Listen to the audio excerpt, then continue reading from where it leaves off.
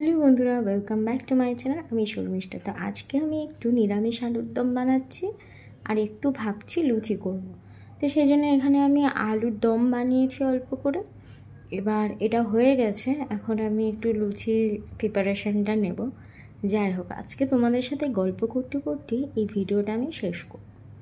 তোমাদের সাথে কিছু কথা শেয়ার করতে চাই।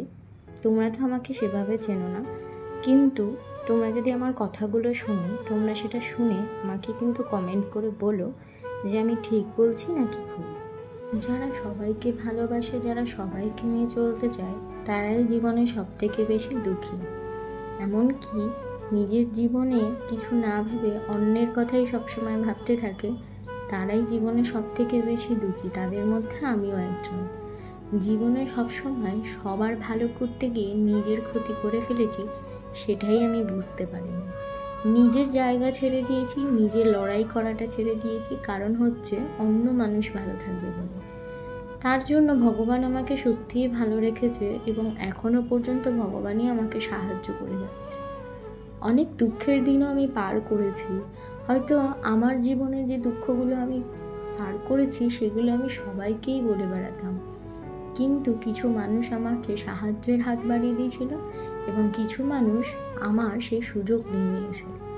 যারা আমাকে টেনে হিঁচড়ে নিচে নামানোর চেষ্টা করেছিল, আজকে দেখি তারা কিন্তু ভালো নেই। আর যারা আমাকে ভালোবাসা দিয়েছিল, তারা এখনও ভালো আছে এবং ভগবান তাদের আশীর্বাদ করেছে। একটা কথা কি বলো তো, নিজের জীবনে যদি কোনো দুঃখ কষ্ট থাকে, সেটা শুধু ভগবানকেই বলা উচিত। কোনো মানুষকে বিশ্বাস করে বলাটা একদমই উচিত না, কারণ তোমার সুযোগ নেওয়ার জন্য এই পৃথিবীতে প্রচুর মানুষ বসে আছে, যারা কিনা তোমাকে কষ্ট দেবে এবং নিচে নামাবে। আজকে হয়তো সে তোমাকে কিছু বলছে না, কিন্তু তুমি যখন নিজের পায়ে দাঁড়িয়ে যাবে, অনেক কিছু তোমার জীবনে ভালো হবে, তখনই তোমাকে সে নিচে নামানোর চেষ্টা করবে। কারণ সে এতদিন তোমার কোনো ক্ষতি করেনি, কিন্তু তুমি যখন দাঁড়িয়ে যাবে তখনই তার মনে হবে যে তোমার জীবনে অনেক কিছু ছিল, অনেক কষ্ট ছিল, যেগুলো সবাইকে জানানো দরকার। এখন আর কারোর সাথে মেশার কথা বা এখন আর নিজের মনের কথা বলার মতো আমি কাউকেই পাই না, শুধুমাত্র ভগবান ছাড়া। আর আমার জীবনে অনেকগুলো মানুষ ছিল, যখন আমি স্কুলে পড়তাম তখনই আমি তাদের বলতাম। তারা এখনও আমার জীবনে ভালোবাসা রূপেই রয়েছে, আর তাদের সাথে হয়তো আমার এখন আর সেরকম দেখা হয় না, কিন্তু তাদের জায়গাটা একই রয়েছে। যাই হোক, তারপরে হচ্ছে জীবনে অনেক ওঠাপড়া এসেছে, অনেক ভালো কাজ করেছি, অনেক কিছু করেছি, তার পরিবর্তে কিন্তু আমি কিছুই পাইনি। তবুও আমি করেছি, এখনও করে যাচ্ছি, কারণ হচ্ছে সবাই ভালো থাকবে বলে। নিজে না খেয়ে অন্যকে দেওয়া, গরিব মানুষের জন্য কিছু করা। এমনকি জীবনে অনেকগুলো দিক থাকে যেগুলো হয়তো সবসময় ক্যামেরায় ক্যাপচার করা যায় না।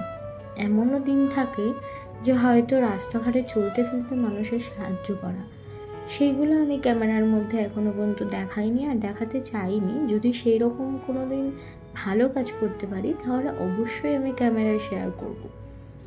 কিন্তু আমার একটাই জিনিস মনে হয় যে আমি একটাই জায়গায় দুর্বল, সেটা হচ্ছে কেউ আমাকে 10টা খারাপ কথা বলবে, আমার বিষয়ে না জেনেই আমাকে অপমান করবে, নিচে নামিয়ে দেবে, এটা আমি একদম সহ্য করি না।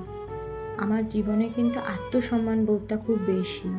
হতে পারে আমি অনেক ভুল করেছি, হতে পারে আমি না জেনে ভগবানের ইচ্ছা না বুঝেই অনেক ভুল করে ফেলেছি, কিন্তু এখন এই মুহূর্তে দাঁড়িয়ে আমার মনে হয় যারা আমার সাথে খারাপ করেছে তারা একদিন ঠিক বুঝবে, আর যারা যারা বুঝে গেছে তাদের জন্য আমার কিছু বলার নেই। কারণ সময় থাকতে যদি কেউ না বোঝে, পরে গিয়ে বোঝে, তাহলে সেটা কিছু করা যাবে না।